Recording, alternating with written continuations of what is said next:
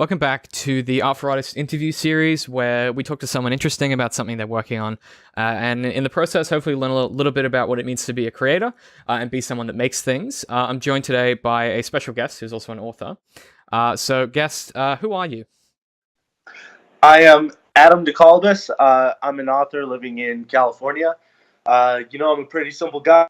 I grew up in California, traveled a little bit when I was pretty young, got interested in story, and decided to start writing books. So, yeah, man, that's who I am, and that's what I'm about.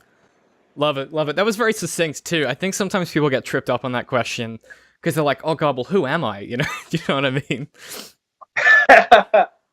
They start getting, what do you call it, all existential, like, man. Yeah. They're like, who? But what am I? It's like, yeah, nice Who stuff. am I? But no, I love it. What is life about? Yeah, exactly. And like, so the reason that we're talking today, obviously, you've been on our regular show before where we talked about Lawrence of Arabia, because you have your book coming up. So do you want to tell me just a little bit about Caravan and sort of give us like the top level pitch for what the story's about and that sort of thing?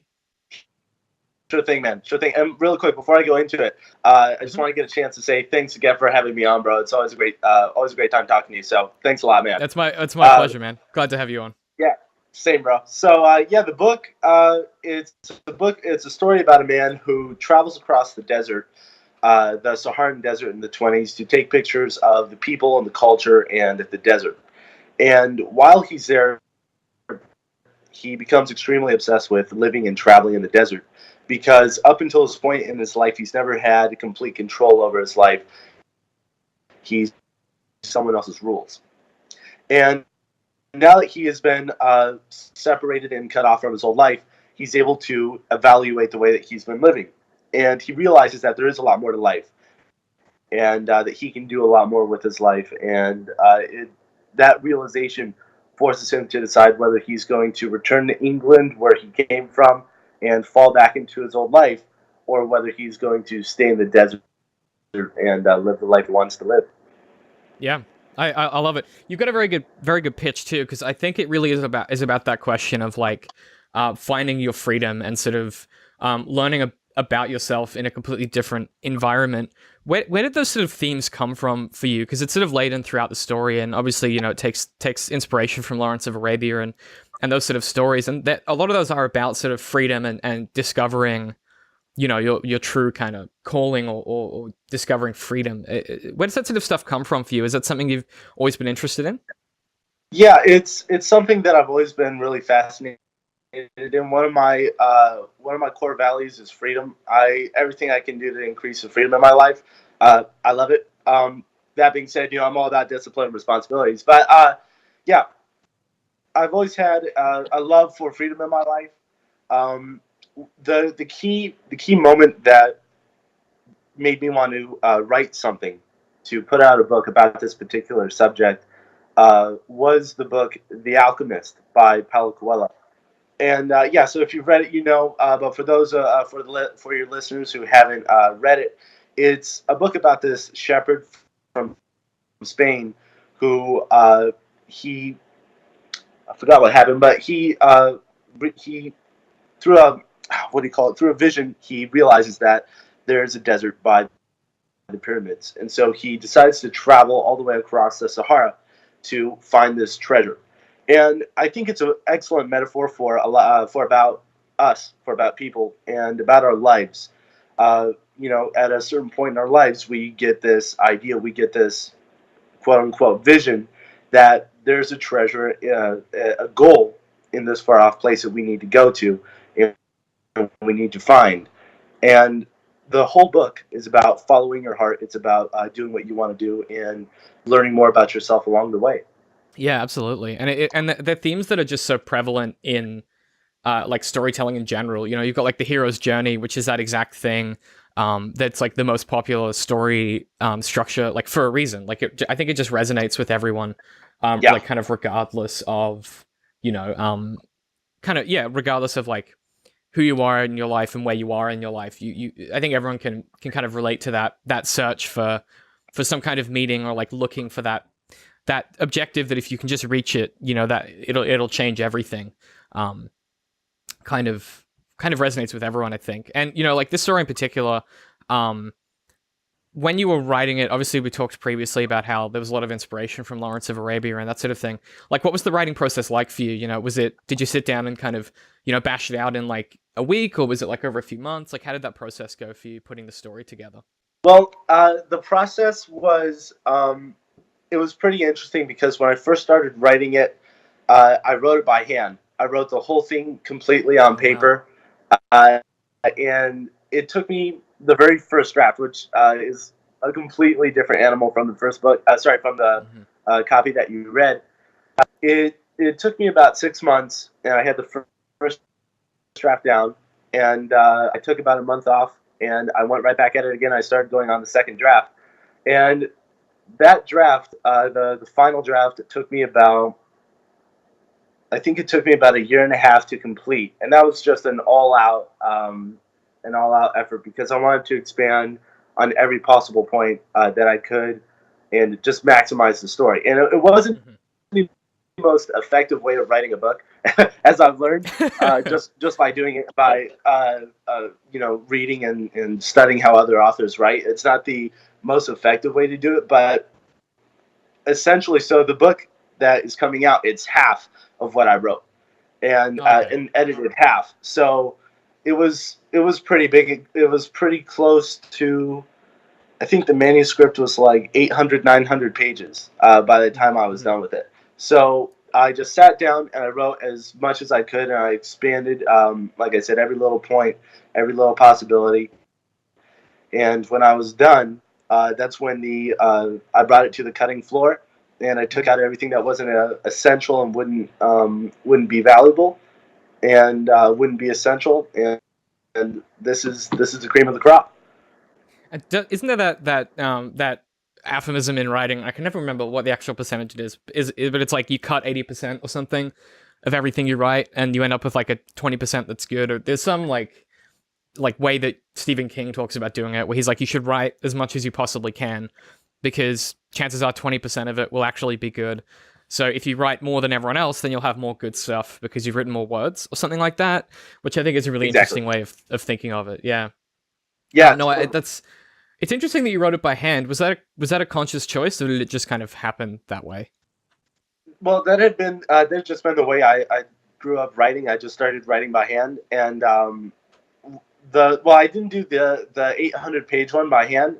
The first one I did was 400 pages by hand, and then I did it on the computer, which that was a godsend because that would have been been crazy. Yeah.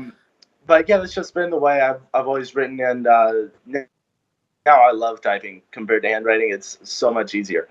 It really is, and it makes going back and fixing your errors so much easier. Oh, totally. Like I remember every now and then I go back and I look at the old manuscript, and there will be just several lines that I just scratched out, and I think, God dang, I wonder how many pages it would be, right? If if you could go back. Yeah, that's it. Yeah. I dread to think. Yeah, and it's interesting through writing that book, I learned a lot about how I write and how I think as a writer, and and it really helped me to discover my process because I wrote that book. So in writing and publishing, we have a term, two terms for a certain kind of writer. So we have a person who outlines everything, and that's called an outliner. And then we have what's called a pantser. And what that means is you're flying, you're flying by the seat of your pants. And so when I wrote that book, I pantsed it the whole way through, and I realized, okay, that's good. If I just want to write and I want to put out content, which is fine, but the way I think and the way I write, I realized I like to outline every single thing before I write it, because when you go to the page, when it's time to sit down and put down your work, it's so easy because you don't have to think about anything other than writing what's going to happen right now. Yeah, because everything's all planned out. Yeah, I'm kind of the same in some ways. Like I think in the end, like when I do the first draft, I always have like a kind of rough out, like a really rough fool's cap. Like I know the 5 acts, and I kind of know the different beats and stuff like that. And then I work toward filling in the details, and then come back and do more of like a thorough outline. But yeah, it's interesting that you went through the process and realized that after the fact, or like as you were going. Because I feel like that's such a valuable thing too. If it is your first kind of big, like long fiction project, learning that stuff early on is like super useful. Yeah, yeah. One of the biggest things that writers in general should just learn early on is find out. Like, first of all, experiment. Just find out what works good with you and try things that you wouldn't think would work. So, for instance, at the time, I never thought I'd like outlining.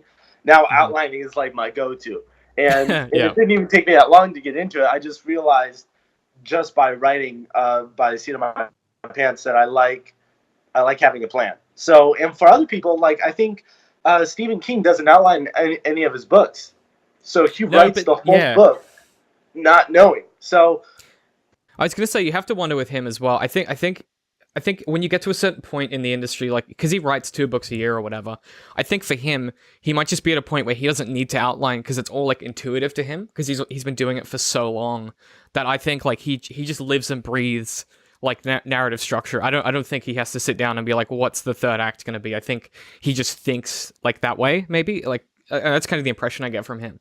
You know, like he's so tuned in that like he doesn't need the outline kind of thing, which would be a crazy place to get to. yeah, yeah.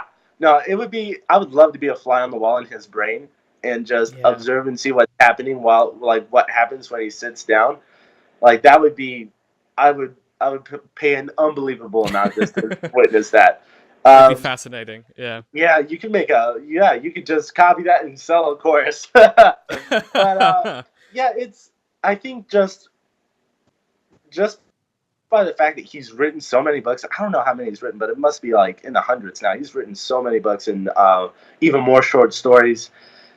One of the big things that's important is being a practitioner. That's something I've been a creative idea that I've been getting into is being a practitioner. So if you're going to be if you're going to be a writer, write as much as you can in a way that will be extremely productive, and you can put stuff out and get feedback on it. So Mhm, mhm, I in between writing this book and other projects that I'm working on, I do a daily practice. So I have exercises that I go through, and I have other projects that I'm working on, and I'm constantly trying to improve my skill, which I think is just mandatory if you're going to try to make a living out of it and be a pro. But that I think is just that's baseline. I think what's the next step is to um, find a way to excuse me find a way to put out content and get feedback and mhm. I don't know how to say it. Just be a practitioner. Go out I and do yeah it. yeah. I You know kind what of I know what mean? you mean. Like you find ways to create shorter feedback loops so that you can constantly like work out what's working for you and what isn't. I think there's a Yeah. tendency sometimes with especially like because we put out so much content with what we do. So there's like these constant feedback loops of like, is this thing that we're thinking about, or is this theory that I was studying, does it work? And let's use it to examine something else. And then people go, yeah, I agree with that. I don't think it works that way. Or like you get that feedback, and you're constantly like improving that tool set by keeping those loops short.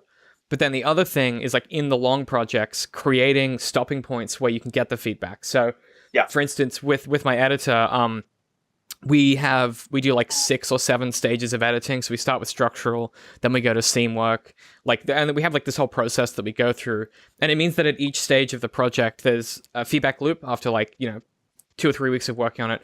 We stop and we go back, and then he gives me that shorter feedback loop. And I think one of the tips that I always give to people when they ask for advice on writing is like find ways to generate those loops in your long work. Like find someone who you know is going to read your work and give you critical feedback and like is going to give you valuable feedback, and then implement that as a process. Like develop a method. Say like, okay, every time I finish a draft, I'm going to get this person to read it and tell me this time, tell me what they think of the structure. Next time, tell me what they think of the scene work. Next time, tell me what they think of the prose itself. Where's the voice working? Where isn't it? Do the characters sound right? Do they not? All that stuff. And like keeping that, like developing that process, totally changes the way you work. Like it makes you, as you said, like it takes you from being like a hobbyist to being that practitioner. Like it gives you the tool set that you need. Um, Yes, I totally agree. And I think the other thing too is like was like, so did you have any sort of formal like training, like a writing degree or anything, or like what was kind of your process for getting into writing? I I just got into writing by just writing as a kid. I remember I would study English for homework, and Hmm. one of the things I would do is I would just one of the ways I would practice my English is I would just write little stories, Hmm. and that's honestly just how I got into it. I've had no formal training other than just English, but I've never taken any. Obviously, I've studied. I study writing all the time, and I'm Hmm. constantly trying to learn new things. But I've never had any formal education on writing. Yeah, it's interesting, like the variations that I see between like the people that have like done a degree or something, people that haven't, like the difference, like it tends to be pretty minimal. It's really about the work that you do outside of like that structure. So it's like, what textbooks are you reading, like in your own time, like which literary theories are you studying, which books are you reading and then analyzing and breaking down, like how much are you thinking about this stuff and how often tends to be the dictator of like the quality of the work rather than just like, do you have a degree? Like, yeah, Yeah, I don't know. It's interesting that there's not as much variance as I always think there will be with that kind of thing. something I don't remember where I heard this, but I remember hearing it from a writer that said you write what you read, Hmm. and I think that's pretty interesting. So a good tip that I've been trying to focus on is whatever you want to write like, whatever you want to emulate, whatever style you're into, read as much of that or listen to as much of that as you possibly Hmm. can, Yep. because that will affect your style. It will affect your thoughts, because all that is going into your subconscious.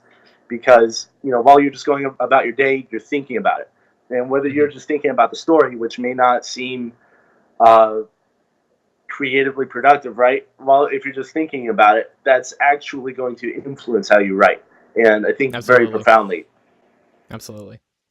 Yeah, it really changes the baked in DNA of like what you're working with on that Yeah, project. yeah, So yeah. what, when you were working on this one, like what kinds of stories were you reading, and like what kinds of authors were you digging into for that process for this book? To be honest, I was just reading a lot of everything. I didn't have at that point while I was writing the book, I didn't have a particular set of authors I was reading or listening to uh, that I would take inspiration from for the book. So I was reading a little bit of everything. Hmm. Hmm. It's interesting you say that, because it does have, there's a lot of like elements of this that aren't just like a, oh, it's from Lawrence of Arabia or whatever. Like there's, I noticed as well in the book, there's a lot of like detective work as well, like especially from William and Hakeem. um and it's sort of, it's almost like Sherlockian kind of like mystery solving, like, or crime kind of, what do they call it, like Like reasoning, a where they thriller sort or something. of, yeah, yeah. Is that something that sort Yeah. of, you like with mystery stories? Like, what's your kind of relationship with that stuff? And was it just natural for the story to kind of develop that? It yeah, just sort of made its way into it. I think that and this is just my own personal opinion. I think that for story, one of the things that I like to do is I like to make the reader think about things. I like them to have a lot of possibilities floating around in their head as they're reading the story, because that expands the story in more ways than you could possibly imagine. Because if you have them thinking about, okay, what could have happened here? What could have happened there? What could be, who's this person? Why are they doing this? That just lends a level of realism to your story, and not a complexity, but it makes the world that you're portraying in your story very real. Mm. And while it wasn't strategic, I just thought that adding a bit of mystery, adding a bit of detective work, as you call it, would make it entertaining to read. Because if there's one thing I know I don't like in a story, is you know exactly what's going to happen, Hmm. and who done it and all that stuff. I Yep, like it yep, where yep. I love the stories that make me gasp. And Hmm. even if it doesn't have to be a crime story, it could be even a romance story or whatever. But if you set an expectation, and then if you either challenge it or defy it, or just completely explode the expectations of your readers, or your viewers if you're making movies. That can be very important. But at the same time, there's a caveat there, because when you're telling a story, you're making a promise about what the story is going to deliver on. If it's a romance story, okay, there's going to be a man, there's going to be, or it could be it could be whatever romance, but there's going to be, you're right, there's going to be romance in it. Yeah, So, there's certain elements you expect, like a first kiss and like a temporary breakup, and then they get right, back together at the end. Like there's like genre conventions that is like that's why we have genres in the first place. Is it signals to the someone trying to buy a book like what the content will be. Like you'd be kind of annoyed if you bought a romance book and there was like it was marketed as romance and like they didn't get together. You'd be like, oh well, that was weird. Like you can do that stuff and defy expectation. Like you can't yeah, do it. It's just that's part of like the way that marketing ties into like the creative practice in that way, I guess. Is like yeah, if you write a science fiction story, it can also be a romance, but there are elements that you come to expect from those different genres. And you said it brilliantly. Thriller is one of my favorite genres. Silence of the Lambs is a classical example of that, where it like has all of the scenes you need and all of the genre conventions, but it like does something different and interesting with them. There's a scene that one of the conventions of a thriller genre is the like hero at the mercy of the villain. So in like a James Bond, it's when James Bond has the gun, or the villain has like the gun to James Bond's head, and he's tied up or whatever. They goes, I expect you to die, Mr. Bond, and then they explain like their evil plan or whatever. And it like takes the power away from the hero. And in Silence of the Lambs, for instance, that exact same scene happens, but instead of like a gun to the head, it's the scene in the basement where it's pitch black and Buffalo Bill has on the night vision goggles and he's like stalking Clarice. And it's the same scene. It totally does something different with it, and it completely reverses the convention in such an interesting way. And it's those little moments, like as you said, that create the texture. I mean, there's one of my favorite scenes in your story is when William notices that two pieces of cloth, like from a tent match, and one of the characters is like, and without spoiling it, one of the characters is like, why does that matter? And he's able to solve solve a small mystery that then bakes into the larger plot of the story and tells you more about a particular group of people. And it's like that little moments like that. I think really create the texture of the stories. mm-hmm. It comes down to little moments like that, and following up on the promises, like you said. And whether you're studying story and studying plot, a lot of people think that, okay, I'm just going to learn, all these points that I'm going to have to follow up on. But as a writer, what you'll learn is writing, a lot of it has to do with problem solving, because you have to understand, okay, what would be a creative way to make this work, right? Oh, okay, what if he meets a certain person that knows this, and that leads to him getting there, right? It's it really is problem solving. That's such a it's good a lot way of like those putting games. it. I know it doesn't sound sexy, but it really is when it comes down to writing, right? It doesn't sound like, oh yeah, I'm going to be a really good problem solver, but when you It really realize is, that if you solve something in a really creative, entertaining way, that's how original work gets created. That's how a really interesting read or a really interesting watch comes by. It's because there's a problem in the story. There's a problem, whether they're trying to find the person who's missing, whether they're trying to meet a certain person or achieve a certain goal. There's a problem, and if you can play with that hope, if you can play with that desire and go back and forth in a way that's entertaining and in a way that introduces new problems, and eventually they get solved in a way that's satisfying, that's a great book. That's a great movie. And I stand by that. Yeah, I completely agree. And I think even to mirror that in the editing process, a lot of when you're trying to fix what's not working in your story, it's exactly that thing where you go, well, in this scene, I know this needs to happen, and it currently isn't happening. How do I solve that problem? How do I rework the story to have that happen?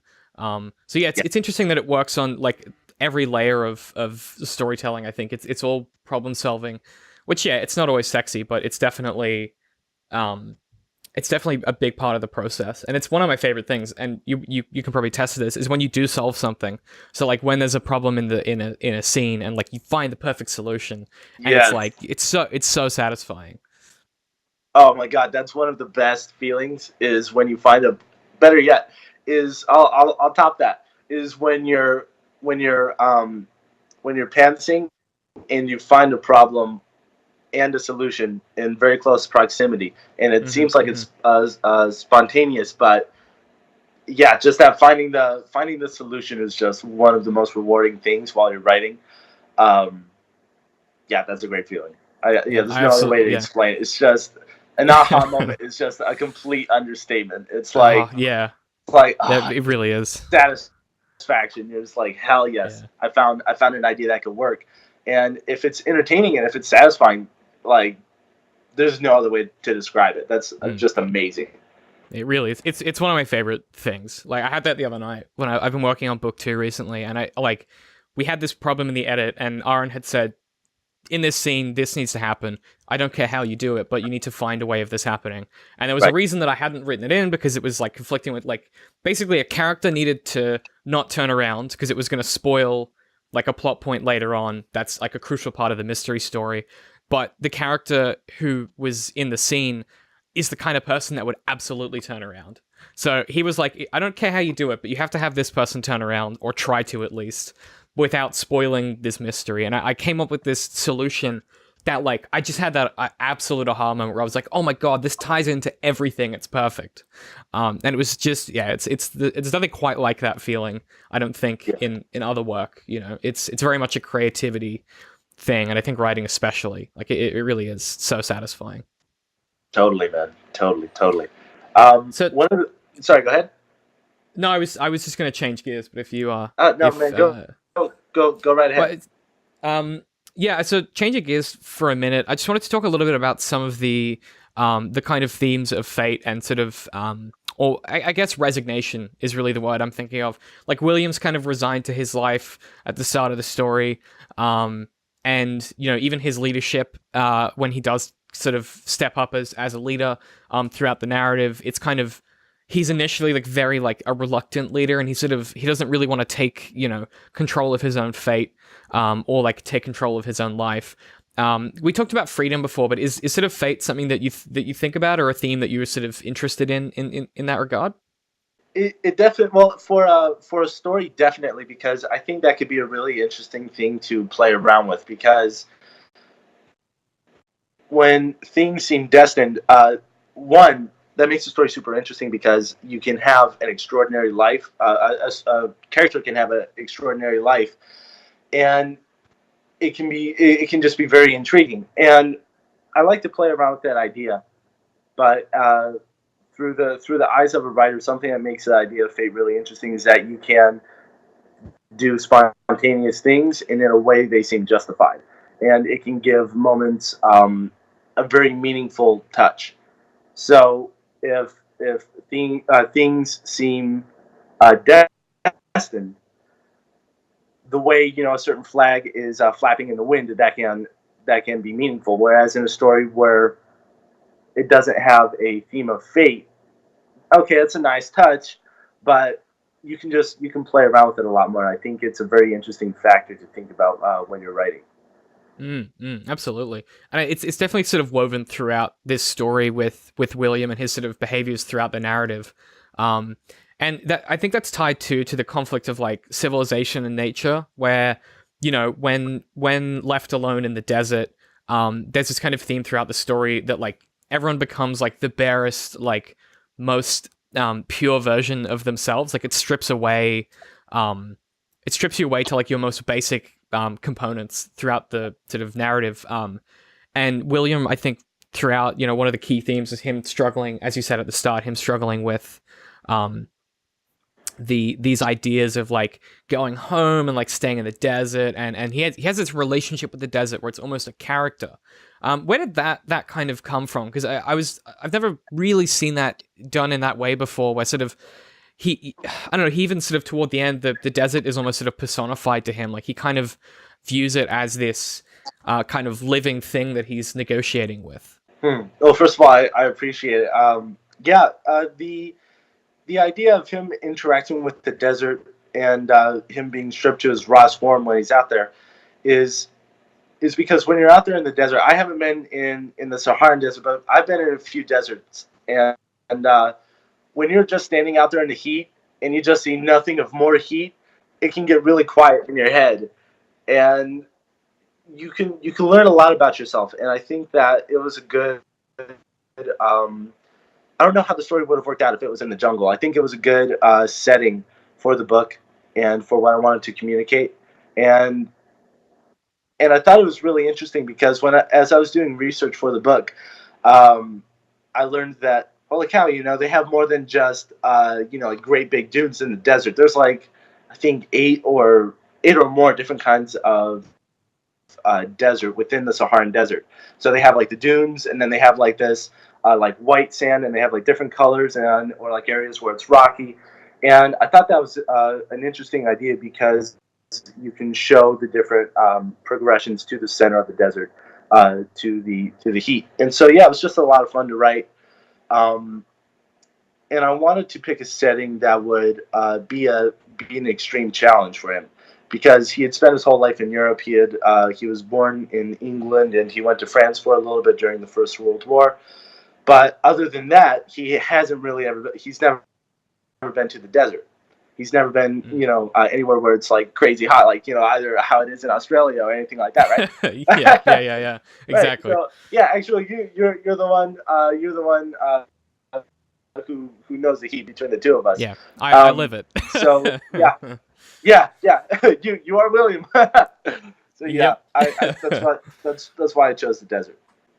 Ah, that's really interesting to hear because yeah, I mean throughout the story I was so sort of I don't know, I found it very captivating and there's a lot of really great imagery where William sort of going to sleep and he looks up at just the sort of the empty of the desert and the night sky and stuff and it's one of those images that is so captivating in its like vastness and I don't know I've been reading the Gunslinger by Stephen King for our book club this month, and that's sort of the first portion of that book is set in a desert as well.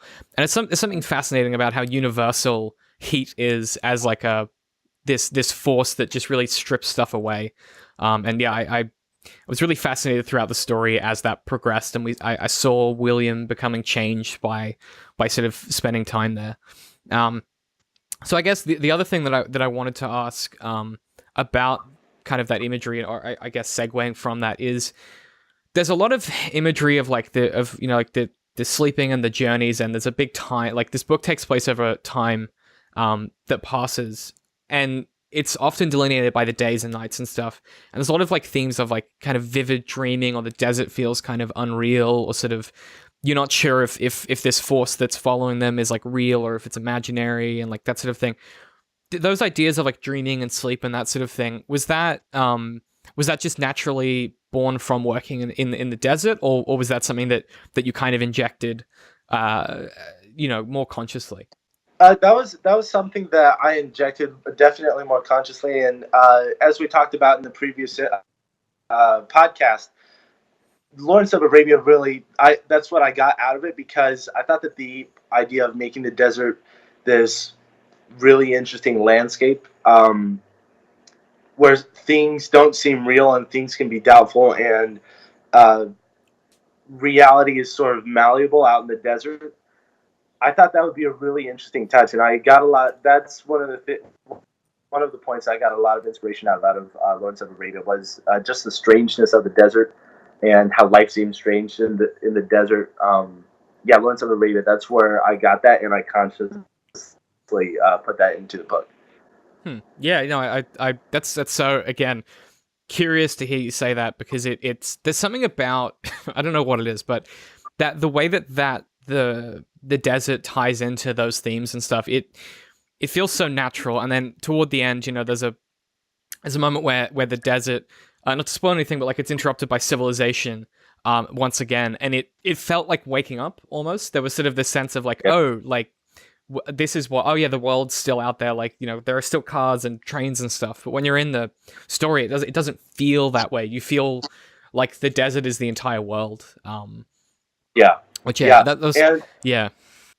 yeah, one of the things that I was also hoping to communicate through the desert is just because when you're out in the desert, or if you're just out in a really open place, or even if you're just looking at the sky, if you think about it for a minute, you can get this sense of smallness, It's and almost like vertigo. yeah, yeah, Yeah. yeah, yeah. So yeah, you can get the sense of not in an interesting way to think about it is not that I'm so small, but that the world is so big. Mm, And once mm, you think about that, when you start thinking about all the possibilities of life and that there's just an infinite world out there, it makes turning in on yourself and observing yourself and thinking about your own internal life. It makes that so much easier.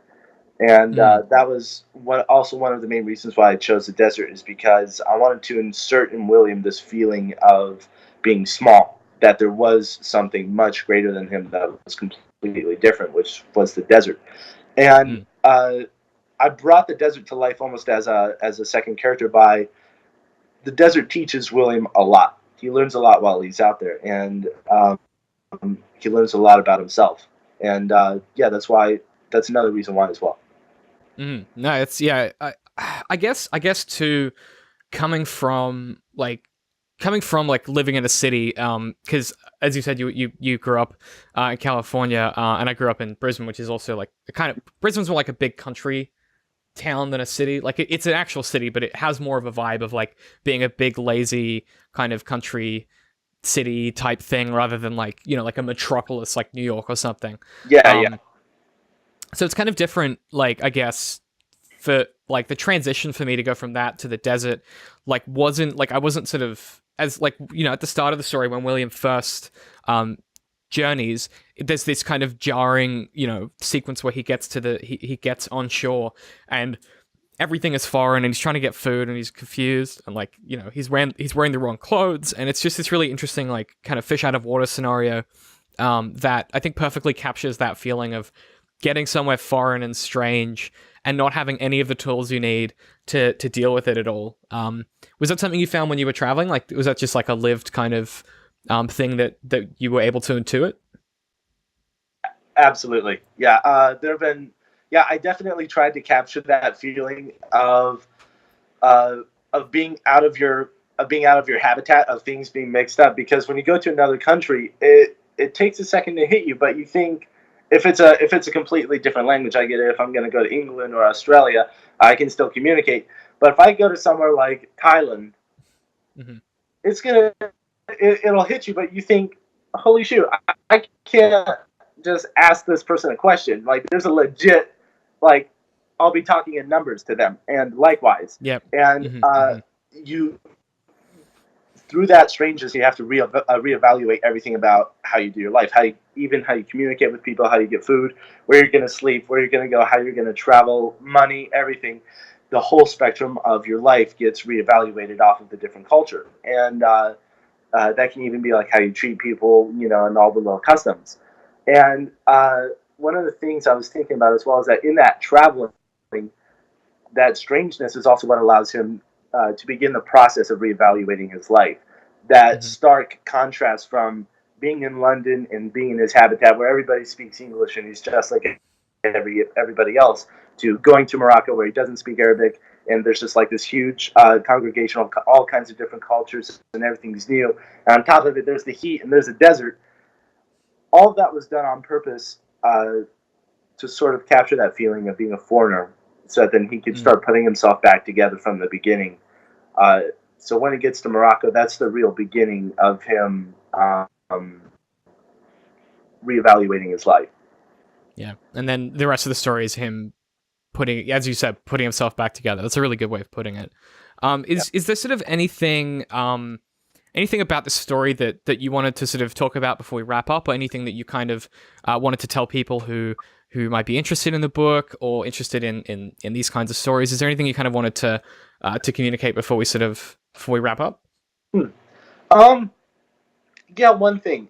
So in writing this book, I didn't intentionally write the book with the idea of, life is malleable, that you can't do whatever you want with your life, and despite how you feel in your surroundings, you you can actually do it whatever you want. That wasn't an intentional idea that I had that I wanted to communicate. That was just a theme in the background that I thought helped develop the story. And for people who read it, of course, everybody has this is a book. This is meant for you to enjoy. This is very personal to you. So I'm not one to tell you how to enjoy the book, but one thing to think about is I didn't write this book to be preachy. I wrote it to write a really interesting story. So when you pick up the book, just enjoy it, and if you want to, pick up on the little things, the little messages that are in the book. Yeah, absolutely. I think it can be difficult too with just the amount of like analysis that we do in general. It can be hard to then remind people that like, yeah, but we also just enjoy how entertaining something is. Right. So yeah, I absolutely agree. I suppose where's the best place for people to pick up the book? And then what sort of when's it looking to be released? What's sort of the timeline? So a while ago we ran into some file problems, but that's getting all worked out. So good news is that the book's going to be out in about 2 weeks. So we're getting the final things wrapped up as far as that goes. Best place to find it is going to be on Amazon, but you can find it in any bookstore. Wherever you want to go get a book, that's where you can get it. And yeah, that's where it's going to be at. But Amazon for now is the best place to go get it. Excellent. I'll pop a link in the description once it's out, and people can go and grab themselves a copy. I highly recommend it. It's a thrill from start to finish. It's as you've said, it's very entertaining, but also there's a lot of stuff going on under the hood too that kind of makes you think about life and all that stuff a little more. So otherwise, I just wanted to say thank you for joining us and coming on the show. It's always an absolute pleasure. Thank you, man. I had a really awesome chat, and yeah, man, thanks so much for having me on again. I really appreciate it. Yeah, of course. And obviously, as the book comes out, we might even, look at doing like maybe like a spoiler heavy chat once it's out or something. Yeah. We'll see how we go. That could be quite fun. That would be a blast. That would be a blast for sure. Sounds good, man. Well, thanks for joining us. And if you're listening or watching this wherever you consume our stuff, if you do all the things you guys do, so if you rate it or whatever it is that you do to support us, or just tell a friend who maybe is a writer who you think might get something out of it and maybe learn something, that's always the best way to help support us, is to help other people make better stuff. Otherwise, you can find us everywhere on the internet. We're at DCM_works. And I'm on Twitter at DCMIHatePie. Adam, where can people follow you on the internet? I'm on Instagram, Facebook, and Twitter, but the best place to find me is on Instagram at Adam Decollibus. You can get the spelling from either the book or the show notes. Yep, or the title of the episode. yeah, or the title of the episode, or the last name. So yeah, Adam Decollibus. That's where you can find me. Sounds good. Well, thanks for having a chat with me, Adam, and we'll see all of you in the next piece of content we make, whatever that might be.